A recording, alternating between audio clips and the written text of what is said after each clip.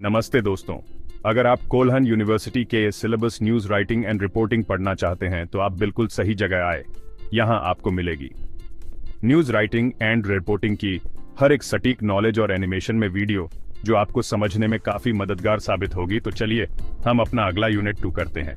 हमने यूनिट 1 पहले ही वीडियो में कर लिया है, तो शुरू करते हैं। आज हम सीखेंगे समाचार लेखन की तकनीकें।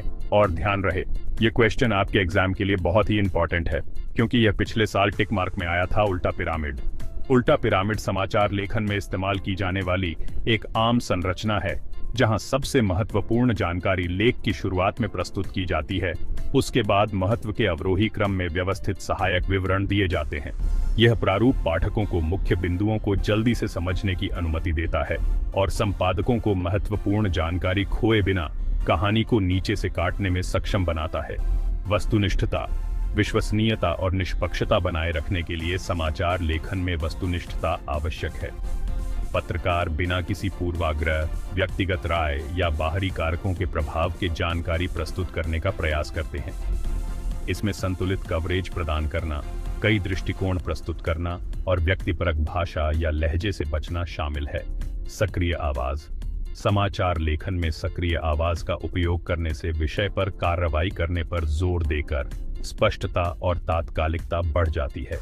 सक्रिय आवाज वाले वाक्य निष्क्रिय आवाज वाले निर्माणों की तुलना में अधिक प्रत्यक्ष और आकर्षक होते हैं, जो उन्हें समाचार कहानियों को व्यक्त करने के लिए बेहतर बनाते हैं। संक्षिप्तता। पाठकों का ध्यान आकर्षित करने और कुशलतापूर्वक जानकारी देने के लिए समाचार लेखन में संक्षिप्त लेखन महत्वपूर्ण है। लेखकों को स्पष्ट और सीधी भाषा का उपयोग करना चाहिए, अनावश्यक शब्दों या वाक्यांशों से बचना चाहिए और पाठकों की रुचि बनाए रखने के लिए सबसे महत्वपूर्ण विवरणों को प्राथमिकता देनी चाहिए। समाचार तत्व। शीर्षक समाचार कहानी के मुख्य बिंदुओं का एक संक्षिप्त सारांश है, जिसे पाठकों का ध्यान आकर्षित करने और उन्हें आगे बढ़ने के लिए प्रेरित करने के लिए डिजाइन किया गया है। लीड समाचार लेख का शुरुआती पैराग्राफ है, जिसमें सबसे महत्वपूर्ण जानकारी होती है और मुख्य प्रश्नों का उत्तर होता है। कौन, क्या, कब, कहाँ, क्यों और कैसे। बॉडी। समाचार कहानी का मुख्य भाग का समर्थन करने के लिए अतिरिक्त विवरण, पृष्ठभूमि जानकारी और संदर्भ प्रदान करता है। यह उल्टे पिरामिड संरचना का अनुसरण करता है, जिसमें सबसे महत्वपूर्ण जानकारी प्रस्तुत की जाती है। उसके बाद सहायक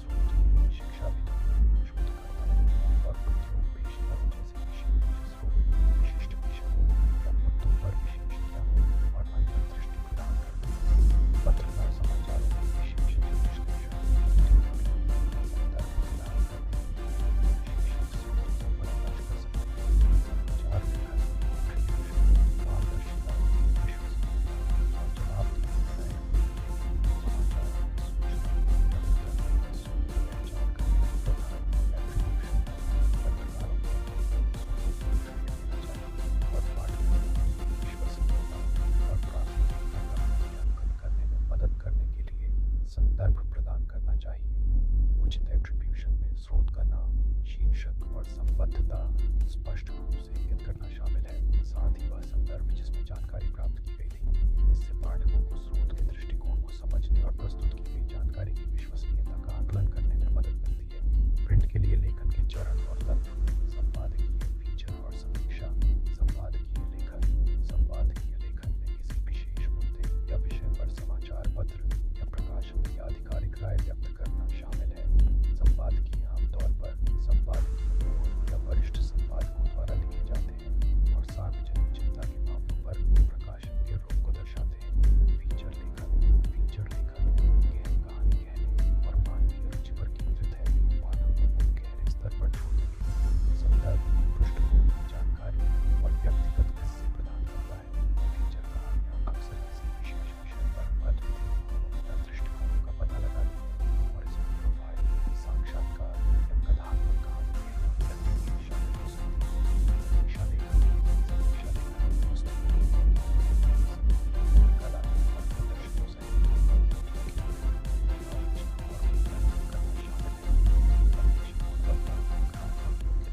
और काम की प्रासंगिकता का आकलन करते हैं और पाठकों को अपनी राय और सिफारिशें देते हैं।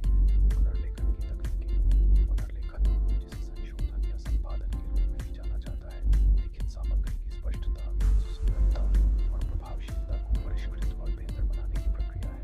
इसमें व्याकरण, विरामचिह्न, वर्तनी और शैली की त्रुटियों के लिए पाठ की समीक्षा करना, साथ ही बेहतर प्रवाह और पठनीयता के लिए वाक्यों या पैराग्राफों को पुनर्गठित करना शामिल है। पुनर्लेखन की तकनीकों में शामिल है पठनीयता, सुनिश्चित करें कि पाठ स्पष्ट, संक्षिप्त और लक्षित दर्शकों के लिए समझने में आसान है। स्पष्टता, अस्पष्ट या भ्रमित करने वाले अंशों को फिर से लिखकर या अतिरिक्त संदर्भ प्रदान करके स्पष्ट करें।